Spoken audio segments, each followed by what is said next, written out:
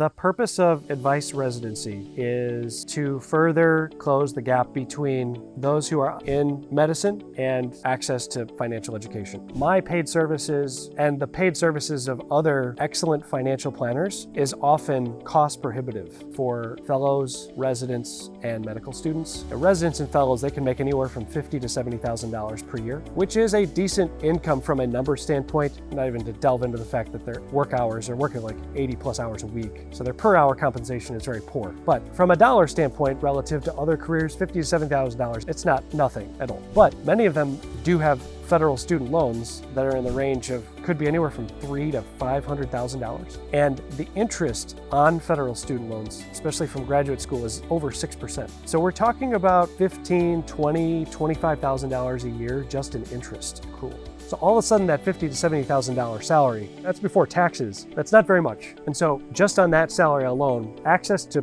making comprehensive financial plans and access to great advice, it's hard to come by. And it's also hard to know who to trust, because if you're a doctor, everyone in finance knows it.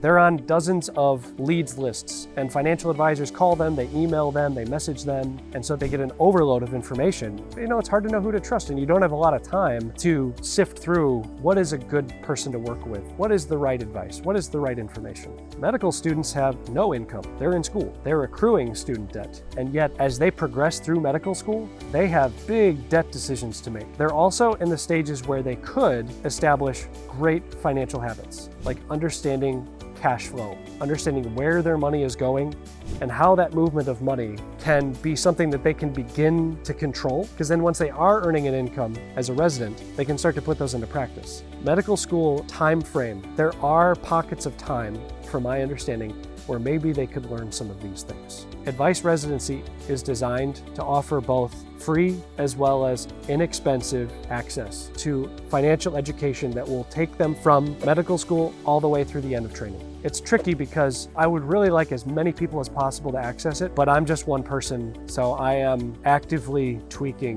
to try to figure out how to make it accessible without me being immodest and doing more than I'm really capable of. But it is something that I'm working on. So it's going to be a series of regularly scheduled live webinars that medical students and residents and fellows have access to. And the frequency I'm still working out, but I want those to be free. But then I'm also working on a video series where people can pay for that, and then they can watch it on their own and they can reference it when they need to, so that they can also take in a thorough education of personal finance, so that this cost prohibition with paying a financial planner is no longer an issue. Some people come from wealth, or like they have a spouse or partner who earns a significant income, and maybe they can and do hire a financial planner. But there's a lot of medical students and a lot of trainees that don't have the means to do that. And so many times they're relying on their employer or their program or their school, whether or not they're going to bring in someone to teach them. And sometimes I am that person, like I'll do educational seminars for individual residency or fellowship programs or medical schools, but it's very piecemeal. People hear about me and they're like, oh, will you come give a talk? I'm like, yeah, sure. And I want to do that, but it's very fragmented. Ideally, I would like Advice Residency to be something that cultivates trust in the entire medical community, and where they know that they could go there and they won't need anything else 99% of the time. And in that way, that aspect of things for medical students and trainees, they get what they need. And again, the work of a financial planner who works with families one-on-one, the end result is the same. Confidence that they are not missing some significant information, that they're missing major decisions, or that they're doing something foolish. They can have a reasonable amount of confidence that they're doing everything that they can with their money decisions to lead to a higher quality of life and career and time freedom as soon as possible.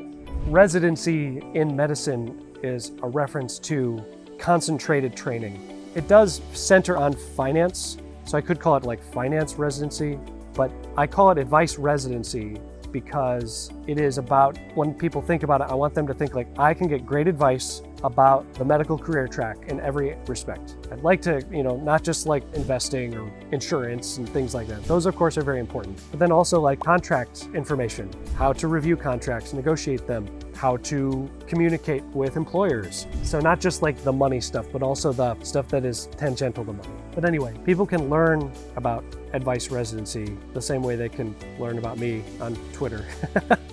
I mean, my handle is at Olson Planner, OLSONPLANNER. Advice Residency is at Advice Residency.